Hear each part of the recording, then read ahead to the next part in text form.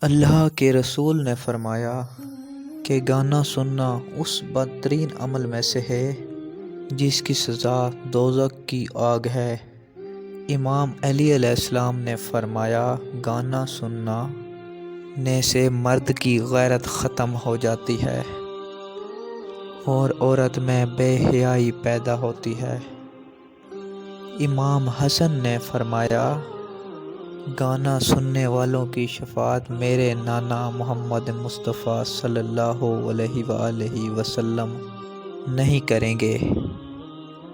امام حسین علیہ السلام نے فرمایا جس نے گانا سنا ایسے سمجھو کہ وہ میرے قتل میں شامل ہے۔